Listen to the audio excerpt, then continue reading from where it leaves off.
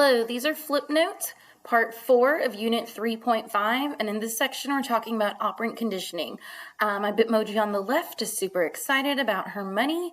My Bitmoji on the right is pretty bummed about being in jail. So this section is all about rewards and punishments. Let's go.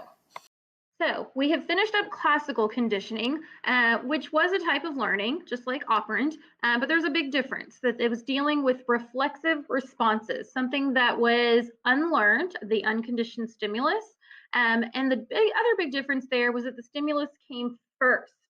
We would say Pavlov, and then you'd have that lemonade powder, or Watson would make the loud noise and then present the rat, or Pavlov would ring his bell and then present the food. So those things preceded the behavior and they were reflexive.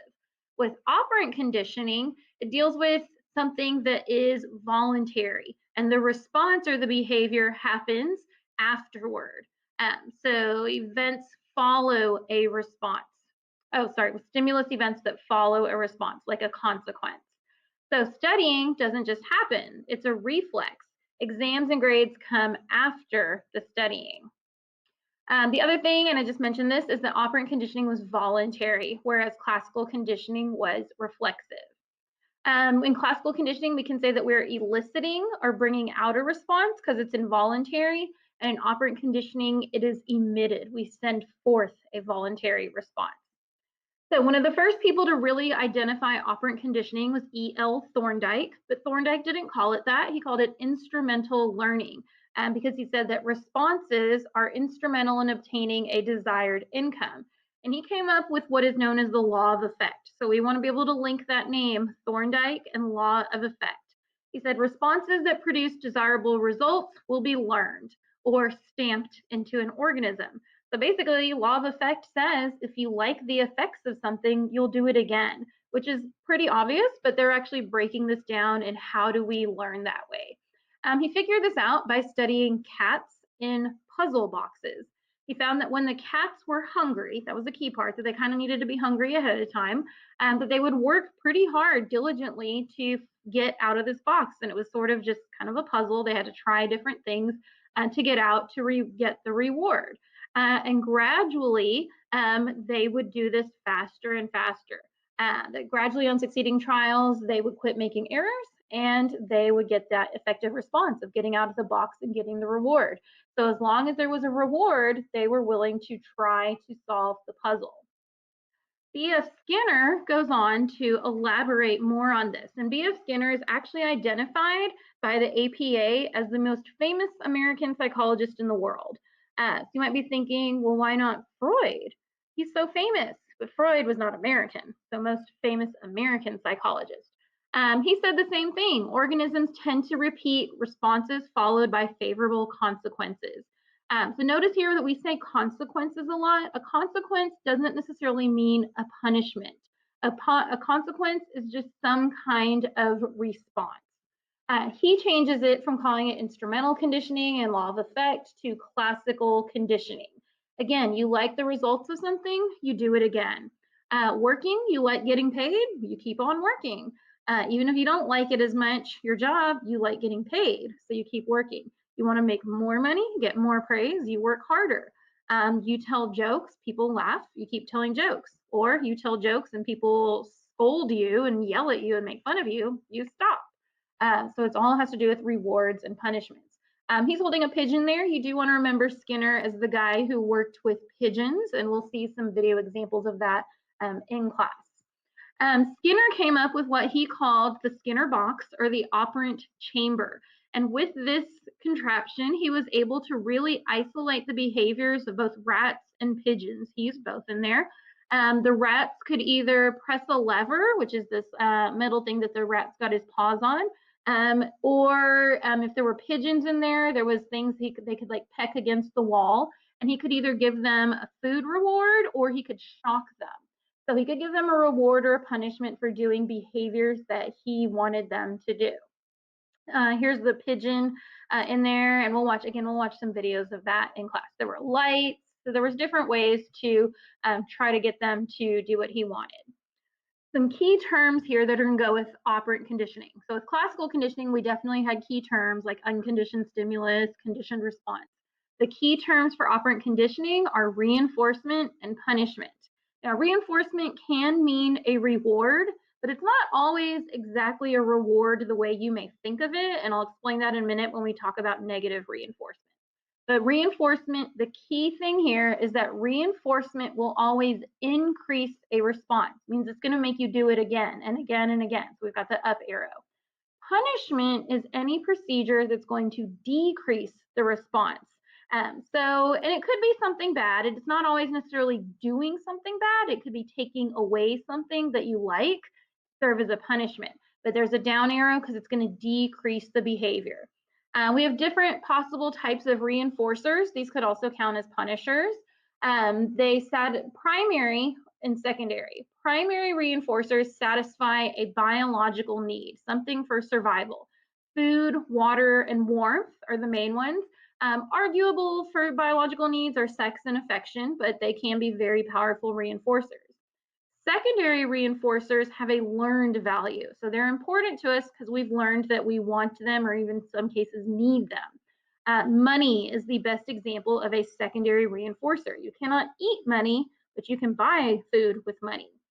Good grades, flattery and praise, applause, most material things will count as secondary reinforcers. This page here is really important to understanding reinforcement versus punishment. So operant conditioning here, that's where we are. Reinforcement, remember, increases a behavior, increases it, makes you want to do it more times. So we have two types of reinforcement, positive reinforcement and negative reinforcement. Now, whenever we say positive and negative, we don't mean good or bad. Positive means that we are adding something, presenting something, and negative means we are taking something away. So with positive reinforcement, we are trying to increase the behavior by presenting or adding a stimulus, and that'll increase it. So our example down here, it says cheerleaders give praise. It helps the team score more points. So as they're cheering, the team gets excited, they score more points. The team is going to keep, or the cheerleaders are going to keep on praising the team.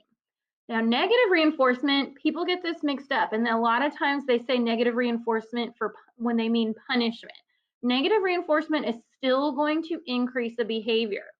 So here the behavior increases, but something has to be taken away for that to happen. So we have a negative fan who's removed from the stands, and that helps the team score more points. So maybe we were talking about a basketball team, and there's some parent out there who keeps yelling and yelling, and the team can't focus. So they remove the negative parent, the negative fan, and now the team can increase their playing and score more points. So both of them do the job of increasing the behavior, but one does it by adding something, one does it by taking away. Another example, maybe we're thinking of some runners. We got somebody running track. And they have the crowd there to cheer them on. That's going to be positive reinforcement. They're adding cheers. The negative reinforcement, maybe they have a rock in their shoe. So by removing the rock from their shoe, then they can run faster. It'll increase the behavior. Punishment is what is used when we want to decrease a behavior. And again, we have positive and negative punishment, both again to decrease the behavior, but by either adding or taking something away.